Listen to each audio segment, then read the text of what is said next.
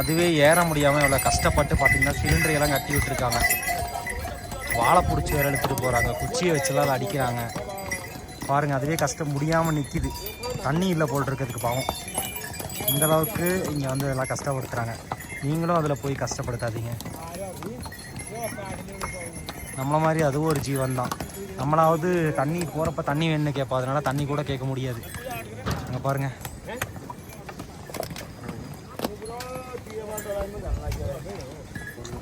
அதாவது ஏறுறப்ப எவ்வளோ கஷ்டப்பட்டு ஏறுதோ அதை விட இறங்குறப்ப பயங்கரமாக வலிக்கும். இதோட காலில் வந்து லாடை அடிச்சிருப்பாங்க. இந்த கரடுமுரடான பாதையில் வந்து நைஸான கல்லெல்லாம் இருக்கனால பார்த்தீங்கன்னா பயங்கரமாக வழுக்கும்.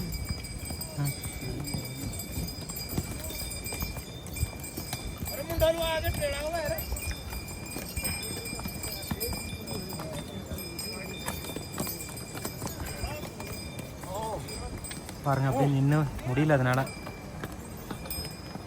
அப்போ வேற வழி இல்லாமல் ஏறி போகுது. இந்த இடத்துல நீங்களும் இந்த மாதிரி ஒரு குதிரையாக இருந்து உங்கள் மேலே கட்டி விட்டாங்கன்னா நடந்தால் எப்படி இருக்குன்னு ஃபீல் பண்ணி பாருங்கள். அப்போ தான் அதோட கஷ்டம் உங்களுக்கு தெரியும். கேதார்நாத்துக்கு குதிரையில் போகிறீங்கன்னா வேறு லெவலில் எக்ஸ்பீரியன்ஸாக இருக்கும். ஆனால் பாவங்க, மலை மேலே அப்படியே ஒரு பயங்கரமான ஒரு எக்ஸ்பீரியன்ஸ். ஒரு பயத்துலேயே போகணும். கீழே விழுந்தீங்கன்னா பள்ளத்தாக்கு பாருங்க.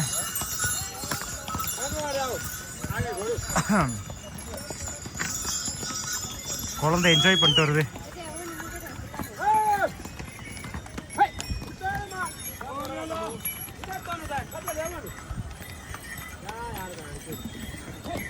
அதாங்க கேதார்நாத் டெம்பிள். பார்த்தீங்களா, கிளேசியர் மலை தெரியுதுங்களா? மேலே பாருங்க, வெயில் வருது, அப்படியே கோல்டன் கலரில் மின்னுது. பாவங்க, கீழே இருந்து 3000 ரூபா கேட்குறாங்க, 2500 ரூபா கேட்குறாங்க.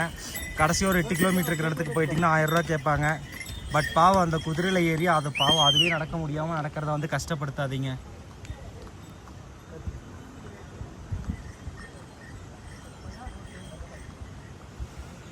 அதுவே இறங்க முடியாமல் கஷ்டப்பட்டு இறங்கும், வழுக்கும்.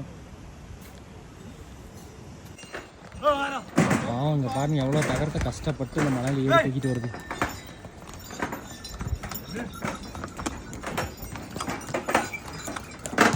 தமிழ்நாட்டில் வந்து பார்த்திங்கன்னா ஜல்லிக்கட்டு நடக்கிறப்போ வந்து மாட்டை கொடுமைப்படுத்துகிறாங்கன்னு சொன்னவங்களுக்குலாம் இதெல்லாம் கண்டற தெரியாதுங்க. கிட்டத்தட்ட பார்த்திங்கன்னா கஷ்டப்பட்டு இந்த மலை மேலே ஆளுகளையும் சேர்த்து தூக்கிட்டு போகுது. கிட்டத்தட்ட 100 கிலோ 120 கிலோவுக்கு மேலே உள்ளவங்க. ரிட்டன் பார்த்திங்கன்னா கேஸ் ஸ்டவ்வு, காலையில் கம்பி, இங்கே கன்ஸ்ட்ரக்ஷனுக்கான எல்லாத்தையுமே இது மேலே தான் வச்சு தூக்கிட்டு போவாங்கன்னு நினைக்கிறேன். இந்த அளவுக்கு இதை வந்து கொடுமைப்படுத்துகிறாங்க. இதுக்கான ஒரு ஜஸ்டிஸ் கிடைக்குமா?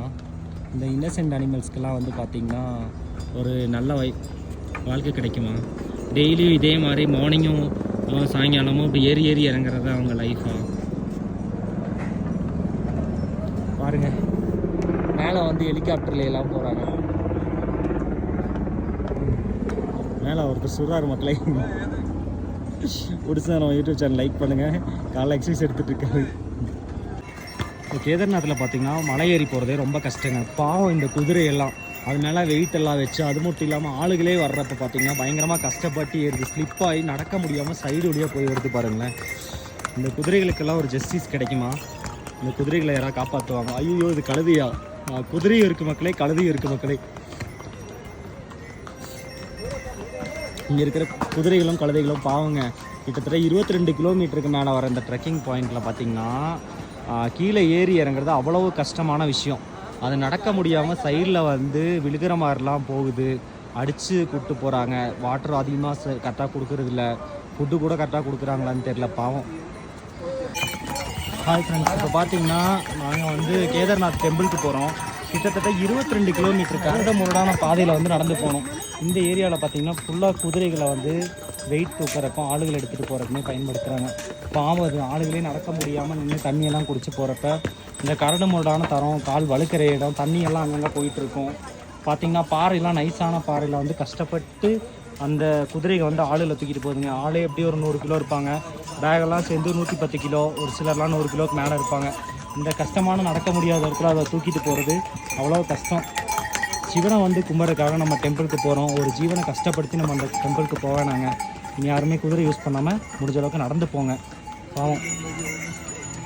கேதார்நாத்துக்கு போகிறோம், ஹெலிகாப்டர் பார்க்க போகிறோம். பார்த்திங்கன்னா மேலே போகுதுங்க. அதான் மலை சைடில் இருக்கும்.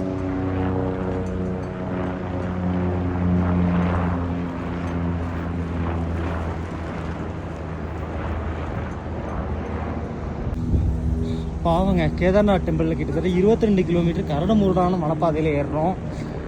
இந்த குதிரை வந்து வர வாங்கிட்டு வந்துச்சா சாவ வாங்கிட்டு வந்துச்சான்னு தெரில. பாவம் ஏறுறப்போ கஷ்டப்பட்டு ஏறி இறங்குறப்போ அந்த லாடை வழுக்கி இந்த மாதிரி பிளேஸாக இருக்கும். இதுலலாம் இறங்குறப்போ பயங்கரமாக அது கஷ்டப்பட்டு நடக்கும். அது போக அந்த சிலிண்டர்லாம் வச்சு கட்டி இந்த மாதிரிலாம் பண்ணியிருக்காங்க. பாவம் இதெல்லாம் பார்க்கவே கஷ்டமாக இருக்குது. ஆனால் மனுஷன்லாம் அதிக கஷ்டம் வந்துச்சுன்னா கூட நம்ம கூட ஒரு சிலர் தற்கொலை பண்ணிக்குவாங்க, ஏன்டா வாழ்றோன்னு தோணும்.